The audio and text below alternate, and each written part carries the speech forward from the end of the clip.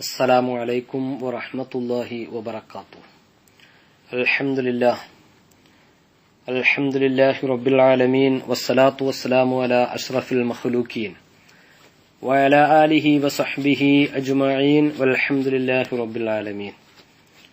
ബഹുമാനവും സ്നേഹവും നിറഞ്ഞ സഹോദരന്മാരെ സഹോദരിമാരെ, വളരെ അത്യന്താപേക്ഷിതമായ, നമ്മിൽ ബഹുഭൂരിഭാഗം ആളുകൾക്കും അറിയാം, പക്ഷേ ശ്രദ്ധിക്കാതെ പോകുന്ന ഒരു വിഷയവുമായി ബന്ധപ്പെട്ടാണ് ഇന്ന് നമ്മുടെ ചർച്ച പോകുന്നത്.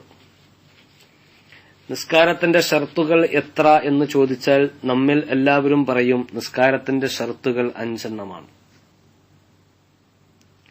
പക്ഷേ ആ ഷർത്തുകൾ വിശകലനം ചെയ്ത് നാം മനസ്സിലാക്കിയിട്ടുണ്ടോ എന്ന് നമ്മുടെ മനസാക്ഷിയോട് നാം ചോദിക്കണം. നിസ്കാരത്തിന് 5 ഷർത്തുകളുണ്ട്. ആ 5 ഷർത്തുകൾ നമ്മുടെ ജീവിതത്തിൽ നാം പ്രാവർത്തികമാക്കാറുണ്ടോ? കാരണം ഷർത്തുകൾ സഹിയാകാതെ ഒരു ഇബാദത്തും സഹിയാവുകയില്ല. ഏതൊരു ഇബാദത്തിന്റെ സ്വീകാര്യതയും അതിന്റെ ഷർത്തുമായി ബന്ധപ്പെട്ട് കിടക്കുന്നതാണ്. ഷർത്തുകൾ ഒക്കാതെ ഒരു ഇബാദത്തും സഹിയാവുകയില്ല. നിസ്കാരത്തിന് 5 ഷർത്തുകൾ നമുക്ക് ചെറുപ്പകാലം മുതൽ തന്നെ അറിയാം.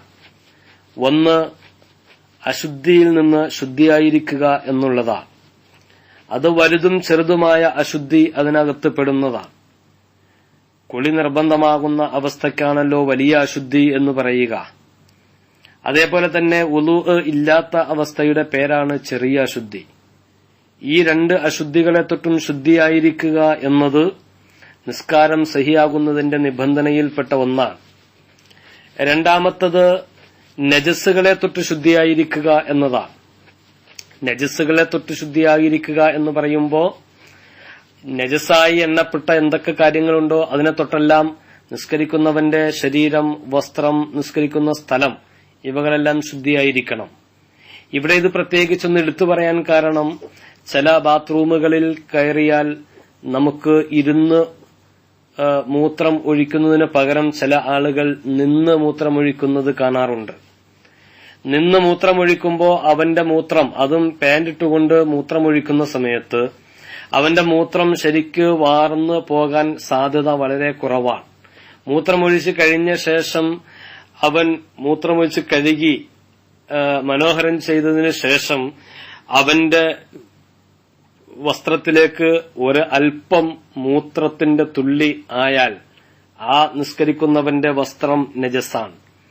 അതുകൊണ്ട് തന്നെ അവന്റെ നിസ്കാരം അത് മുഖേന ബാത്തിലാകും. അവനെ സ്പർശിച്ചു നിൽക്കുന്ന ആളുകളുടെയും നിസ്കാരം ബാത്തിലായി പോകും. അത് പ്രത്യേകം ശ്രദ്ധിക്കേണ്ടതുണ്ട്.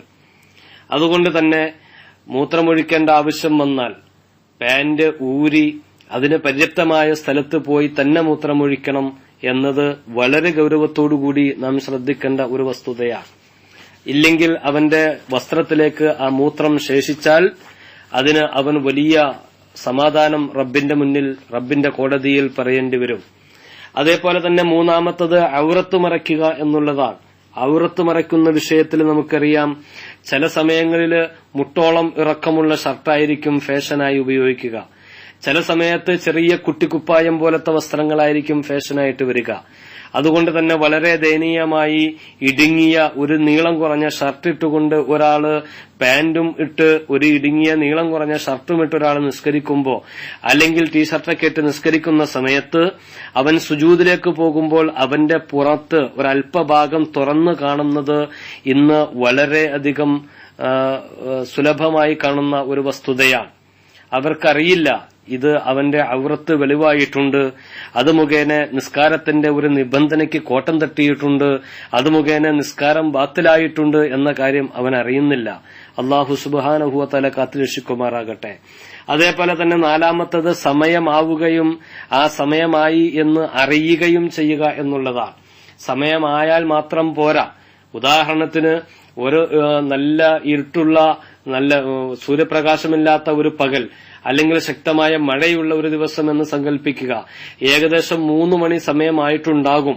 പക്ഷെ ആ സമയം 3 മണിയാണോ അല്ല 2 മണിയാണോ 1 മണിയാണോ 12 മണിയാണോ എന്നുള്ള കാര്യം അവനക്കറിയില്ല. ളുഹറിന്റെ സമയമായിട്ടുണ്ടോ എന്നറിയില്ല. സത്യത്തിൽ അന്നേരം 3 മണി ആയിട്ടുണ്ടെങ്കിൽ പോലും അവൻ ളുഹർ നിസ്കരിച്ചാൽ അവന്റെ നിസ്കാരം സഹിയാവുകയില്ല. കാരണം സമയമായിട്ടുണ്ട് എന്നത് യാഥാർത്ഥ്യമാണ്. പക്ഷെ സമയമായി എന്ന യാഥാർത്ഥ്യം അവൻ അറിയാത്തതുകൊണ്ട് തന്നെ അവന്റെ നിസ്കാരത്തിന്റെ സിഹത്തുമായി ബന്ധപ്പെട്ടതാണ്. അവന്റെ നിസ്കാരം സഹിയാവുകയില്ല. സമയമാവുകയും ആയി എന്ന് അറിയുകയും വേണം എന്നത് ഒരു നിബന്ധനയാണ്. അതേപോലെ തന്നെ ഖിബലയ്ക്ക് മുന്നിടുക എന്നത് മറ്റൊരു നിബന്ധനയാണ്. ഖിബലയുടെ ഭാഗം ഏതാണെന്ന് അറിയില്ലെങ്കിൽ അവൻ അറിയുന്ന രൂപത്തിൽ അവൻ ഗവേഷണം ചെയ്ത് അത് ഖിബല ഇന്ന ഭാഗത്തായിരിക്കുമെന്ന് ഗവേഷണം ചെയ്ത് അവൻ കണ്ടെത്തുകയും എന്നിട്ട് ആ ഖിബലയുടെ ഭാഗത്തേക്ക് തിരിഞ്ഞു നിസ്കരിക്കുകയും വേണം.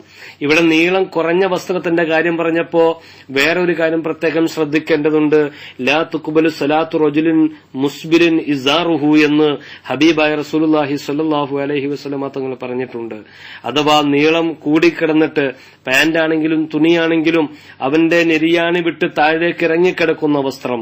ലാ തുഖ്ബലു സലാത്തു റജുലിൻ മുസ്ബിലിൻ ഇസാറുഹു, അവന്റെ വസ്ത്രം നിലത്തുകൂടെ കിടന്നു വലിയുന്നുണ്ടെങ്കിൽ, അവന്റെ നെരിയാണി വിട്ട് താഴേക്ക് ഇറങ്ങിയിട്ടുണ്ടെങ്കിൽ ആ നിസ്കാരം അത് മുഖേന സ്വീകരിക്കുകയില്ല എന്ന് ഹബീബായ റസൂലുള്ളാഹി സ്വല്ലല്ലാഹു അലൈഹി വസല്ലമ തങ്ങൾ പറയുമ്പോ നമ്മൾ നിസ്കാരത്തിന്റെ ഈ 5 ഷർത്തുകളും അത് നമ്മുടെ ജീവിതത്തില് നമ്മുടെ നിസ്കാരത്തില് നാം പ്രാവർത്തികമാക്കുന്നുണ്ടോ എന്ന് ഒന്ന് സ്വയം നാം ചിന്തിക്കുക. അല്ലാഹു സുബ്ഹാനഹു വ തആല യഥാവിധി ആ ഷർത്തുകളും ഫർളുകളെല്ലാം ക്രമപ്രകാരം തന്നെ പൂർണ്ണമായ രൂപത്തിൽ ചെയ്തുകൊണ്ട് ഇബാദത്ത് ചെയ്യാൻ തൗഫീഖ് നൽകി അനുഗ്രഹിക്കുമാറാകട്ടെ. വആഖിറു ദഅ്വാനാ അൽഹംദുലില്ലാഹി റബ്ബിൽ ആലമീൻ. അസ്സലാമു അലൈക്കും വറഹ്മത്തുള്ളാഹി വബറകാതുഹു.